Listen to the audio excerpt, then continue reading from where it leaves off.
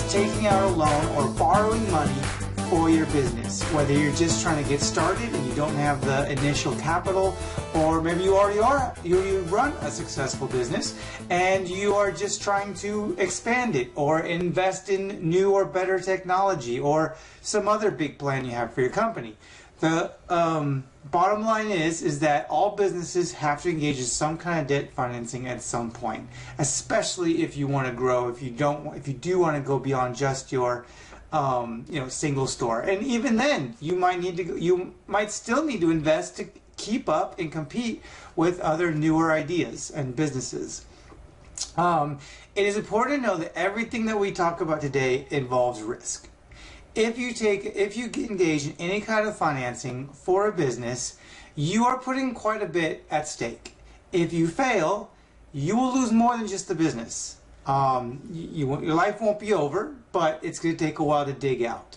But the rewards can be great, because if you could get enough success, make enough profit to pay back that loan, and then continue to have the benefit of that startup, you now have the recipe for a successful business. But just so you know, there's a lot of risk involved.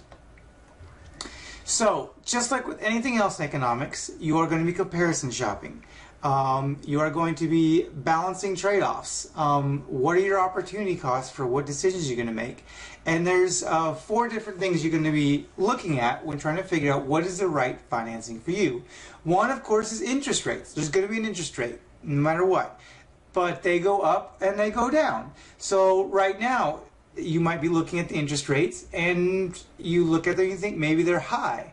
Well, should you wait it out? Maybe you should wait for your loan. Maybe you should wait for this expansion or this startup until the rates drop. Or maybe you think they're as low as you're going to get, which means maybe you need to get into gear and maybe start sooner than you originally anticipated, because you want to avoid the interest rates going back up again. So that's something to think about. Financial condition of the company.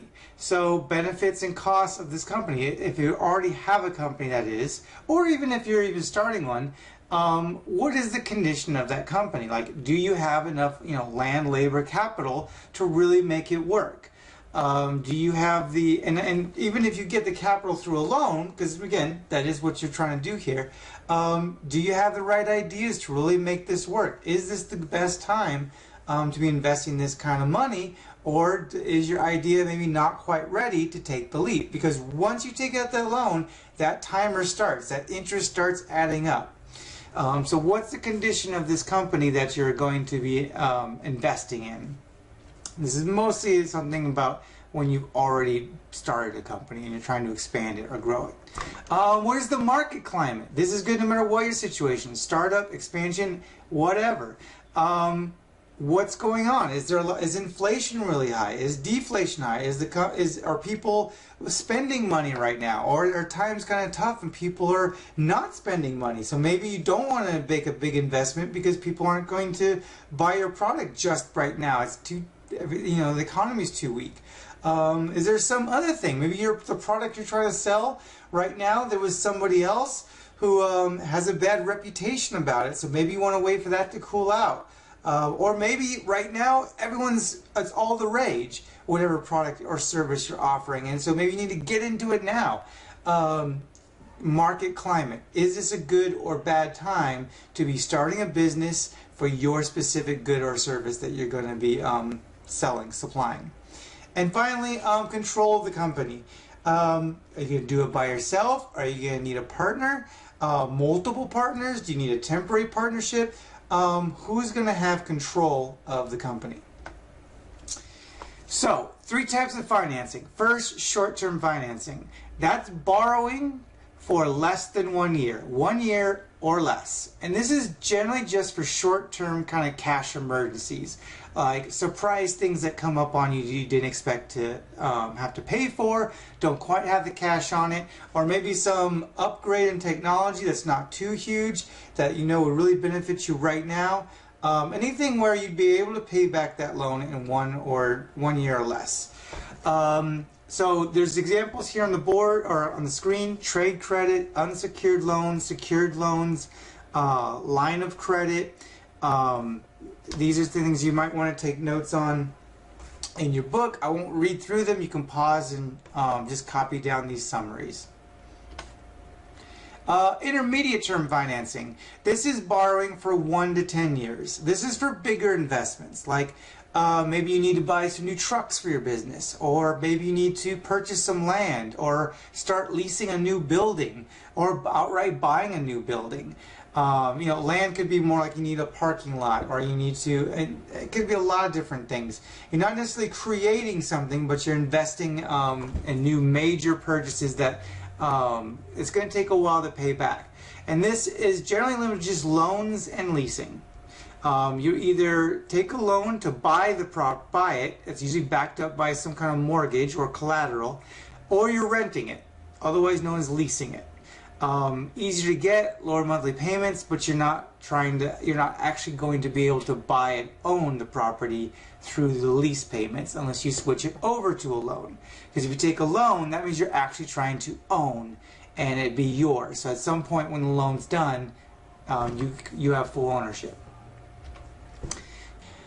Finally, we have long-term financing. This is borrowing for longer than 10 years or issuing stock.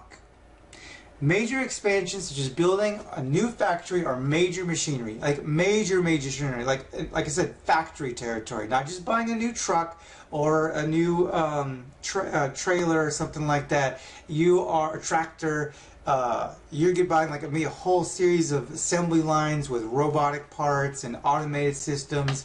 This is some major investments that are not just going to come 1 year and go away. You're going to continually be seeking new sources of investment. So bonds is one of those long-term ways that we've talked about in the past.